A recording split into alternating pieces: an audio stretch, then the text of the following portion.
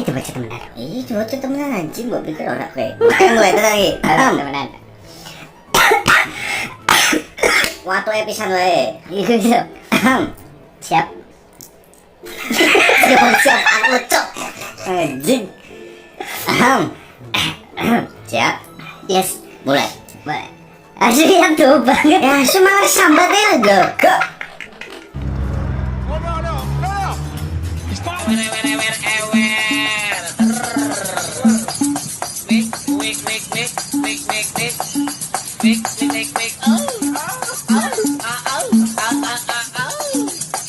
Halo jadi manis jadi. Hari ini kita akan membahas sebuah film yang tidak jauh-jauh dari kesukaan saya. Hai. Mbak Jennifer Aniston lagi. Mbak Jennifer Samidi. Dan judul filmnya adalah Wanderlust. Jadi, film ini menceritakan tentang sepasang suami istri yang terjebak dalam kehidupan kaum hippies dalam keterbatasan ekonomi. What is hippies? Jadi kaum hippies sendiri merupakan kaum yang dikenal kerap melakukan hal-hal absurd karena pengaruh itu rumput yang tidak bagus untuk kesehatan. Ya bagus sih sebenarnya sih. Oh. Jadi kira-kira bagaimana perjalanan Jennifer Aniston ini setelah jatuh miskin dan terpaksa hidup bersama hippies? Apakah mereka akan dikatakan absurd? Tidak. Jadi tarik mod. Kemantap. Nah, Gue ngomong apa sih ya?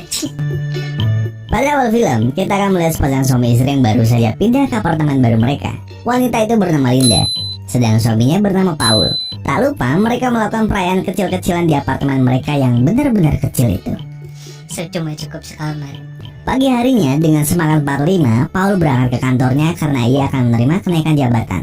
Sedangkan Linda akan ke HBO menawarkan film dokumenternya. Oke. Tapi ternyata presentasi Linda tidak berjalan dengan lancar. Filmnya justru dikatakan sangat menyedihkan bagi pihak HBO. Tak berbeda jauh dengan istrinya, George juga gagal mendapatkan kenaikan jabatannya karena perusahaannya pagi itu bangkrut. Baik. Pada akhirnya mereka harus menjual apartemen mereka lagi dan memutuskan untuk pindah ke Atlanta, ke rumah adik George, Rick, yang terkenal dengan kesombongannya. Oke. Saking miskinnya, mereka melakukan perjalanan itu dengan mobil. Di sepanjang perjalanan, kita akan melihat bagaimana mood mereka bisa berubah sewaktu-waktu. Di tengah perjalanan, Linda meminta untuk beristirahat. Mereka pun memutuskan berhenti di Elysium. Tapi tiba-tiba saja, seorang lelaki bugil mengejutkan pasangan ini. Jangan dia, saya juga. Dengan usaha keras, Paul berusaha melarikan diri. Tapi mobilnya justru terbalik sehingga tak ada pilihan lain selain mengikuti lelaki bugil itu. Bukan pilihan yang bagus, tapi ada yang cuma itu. Saat mencoba tidur karena kelelahan, Linda dan George terus terganggu oleh gedombrengan suara musik. Rupanya suara itu berasal dari kaum hippies yang juga penghuni Elysium itu. FYI, hippies itu merupakan sebuah kultur yang membuat seseorang senang mendengarkan musik psychedelic rock sambil menikmati rumput-rumput itu. Jadi mereka ini suka ngelakuin hal yang nyeleneh dan gak pernah ngerasa capek. Dengan terpaksa, Linda dan George harus hidup berdampingan dengan mereka dan mengikuti segala kegilaan kaum hippies malam itu. Pagi harinya, dengan bantuan kaum hippies, mobil George sudah bisa digunakan kembali. Meski kepergian mereka sempat ditahan oleh kaum hippie, pada akhirnya George dan Linda kembali melanjutkan perjalanan ke rumah Rick, adiknya.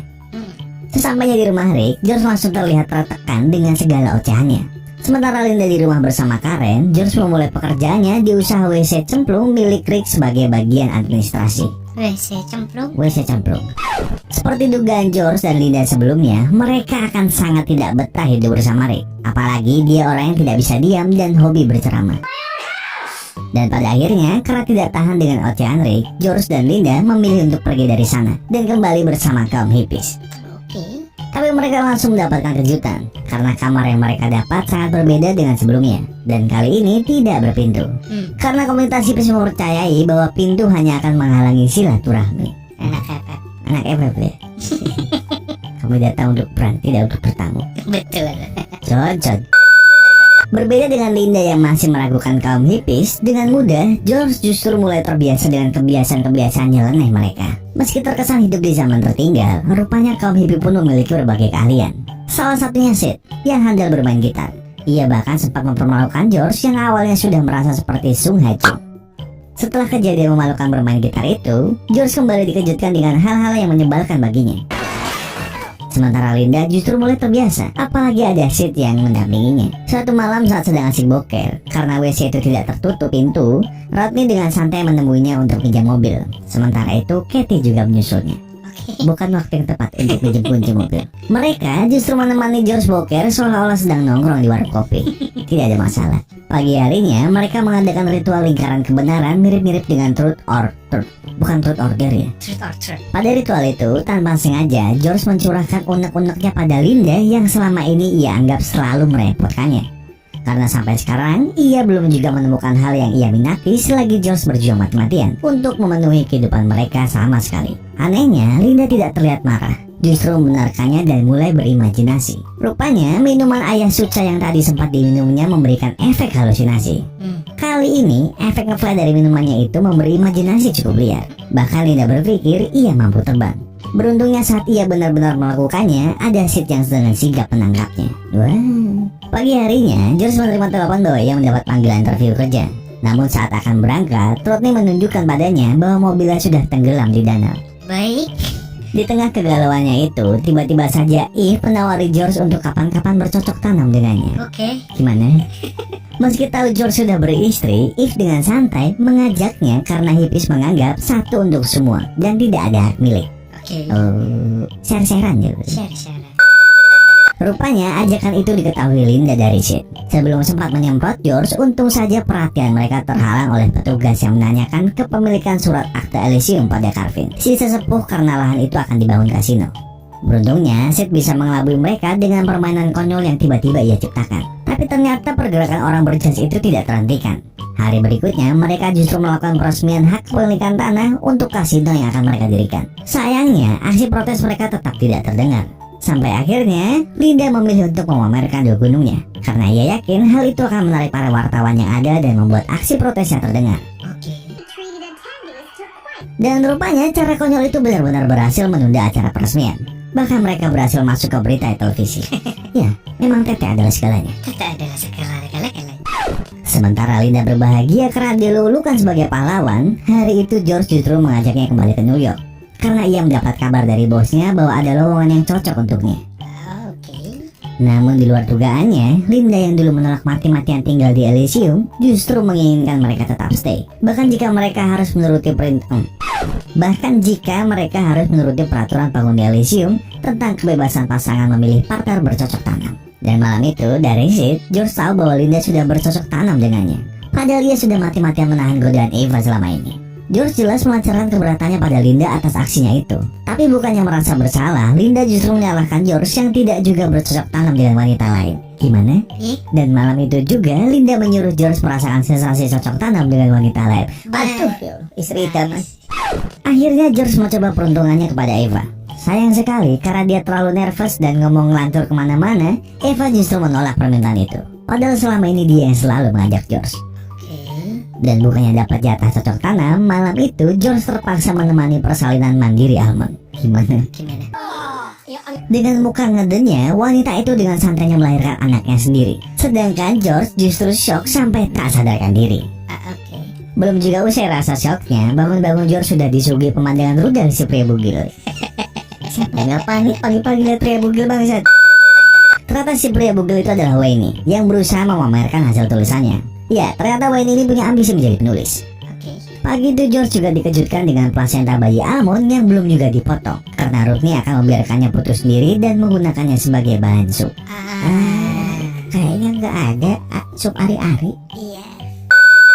Keabsurdan yang datang bertubi-tubi ini membuat George makin muak dengan kaum hippies. Terutama pada istrinya yang kini gemar menjajakan serabi lompitnya. Aduh. Mendengar hal itu membuat Linda naik pitam karena ia merasa bahwa George lah yang membawa mereka ke tempat ini. Perdebatan mereka saat itu cukup rumit, tapi lagi-lagi perdebatan itu justru menjadi tontonan bagi penghuni Elysium lain. Baik. Karena tak kunjung menemui titik terang, George memutuskan untuk pergi. Meski Linda tetap bersikeras untuk tinggal di sana, tapi di tengah perjalanan, George tahu bahwa atasannya bohong soal lowongan pekerjaan. Itu George yang sudah terlanjur muak memilih untuk meninggalkan Elysium dengan modal GPS yang dimilikinya. Malam itu, diam-diam Sid mencoba mencari akte tanah Elysium, dan ternyata akte itu terselipkan dalam album kuno di ruangan Pak Tatua. Lalu ia tega berkhianat dengan kaum hippies lainnya dan menjual akta itu pada si pendiri kasino karena Sid memimpikan pindah ke Miami bersama Linda. Oh, licik dia. Di tempat lain, karena tidak punya pilihan, George terpaksa kembali lagi ke rumah adiknya Rick. Namun saat melihat Rick terus bertengkar dengan istrinya, George menyadari bahwa Linda lah saat ini satu-satunya harta yang ia miliki. Akhirnya dengan mobil milik Rick, George berusaha kembali ke Elysium untuk menjemput Linda. Oke. Sayangnya, saat itu pula Linda terlihat berpamitan untuk pergi ke kota. Ternyata mereka pergi untuk makan daging. Oh iya, penghuni Elysium itu vegan ya, jadi mereka gak makan daging. Oke.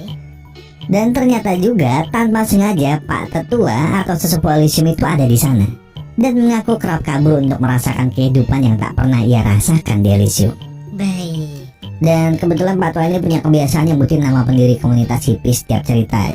Jadi sampai-sampai orang di sana muak semua. Oke. Di tempat lain, George baru saja tiba di Elysium di mana kedatangannya langsung disambut Seth.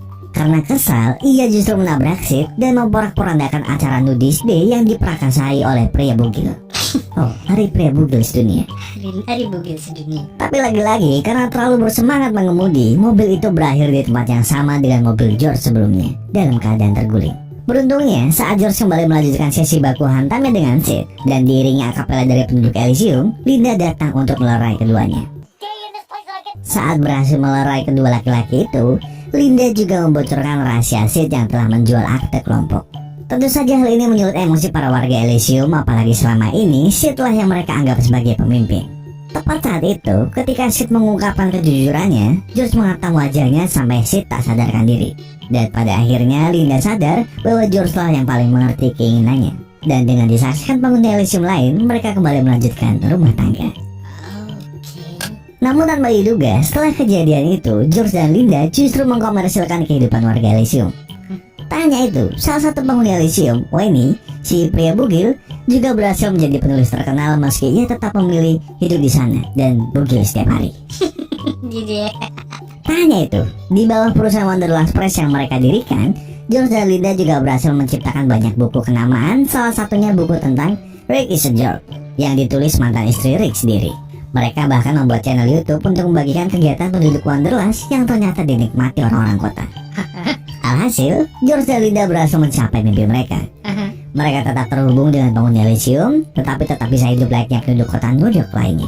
Sedangkan penghuni Elysium bisa tetap tinggal di sana, karena salah satu co-founder masih menyimpan aktanya. Dari sana pula, Pak Tua tahu bahwa teman-temannya belum meninggal, dan film pun berakhir dengan sangat bahagia. Kamu nyinyir sinar bener ya kan? Jadi kebetulan yang main kan ada Jennifer Aniston, dan satu lagi ada Ant-Man yang main. Oh iya bener. Nah, itu dia. Iya. Dan yang istrinya yang ini bukan sih Mr. B? Enggak salah, Mon. Tonton film apa sih selama ini? Kenapa tidak ada yang diingat sama sekali? Itu loh yang jadi belalang. Gak ada ya? Gak ada. Cuma kalau hippie sama nggak sih sama kayak anak punk? Hippies sama anak punk kayaknya beda deh. Kok bisa? Hippies kan lebih ke apa ya? Apa? Ganja-ganja gitu loh. Iya, anak punk. Kalau anak punk kan lebih ke ganja. Nggak tahu juga nih kalau anak punk kayak gimana. Kayak kalau anak punk lebih musiknya lebih rock gimana gitu kan. Kan hippies kan juga psychedelic rock. Iya sih ya. Bingung kan ya? Ini berarti ibaratnya Mungkin mereka satu ras kan, satu saudara. terserah, mau sudah mulai aneh omongannya. Iya. Ya ibaratnya ya hippies ini kayak pangnya di Indonesia kayaknya sih ya. Cuma mungkin lebih apa Emang ya? tahu punk Indonesia kayak gimana? Ya begitulah Pak, saya emang gak mau komplain takutnya dimarahin orang. Tapi Josh, So tahu. Jadi memang film ini tuh agak gimana ya? Tim endingnya tuh seru kayak gila anjing. cuma yang paling seru dari semua ini adalah Wayne, si pria bugil. Pria paling bebas sepanjang film. Pria paling bebas di Jadi kalau kalian punya mimpi, lihatlah Wayne ya. Wayne ini tidak pakai baju setiap hari, Dia tapi bisa jadi penulis. Iya. Kamu yang pakai baju lengkap, makan tiap hari, makan daging, sekolah dapat HP, cuma jadi beban. Coba lihat Wayne. Wayne nggak pakai baju.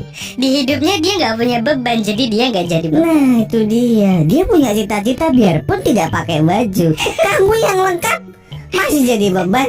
Brengsek kamu. Gimana sih mau hidup gimana? Jadi mulai sekarang lepas baju kalian dan kejar mimpi kalian. Jangan dong, salah ajar aja salah. Ya udah, saya Dad undur diri dan emang seperti biasa. Undur. Dan sampai jumpa di video kita berikutnya. Sampai jumpa, caca. Bentar kau dengan Dani Kue dewe ya. Anjing.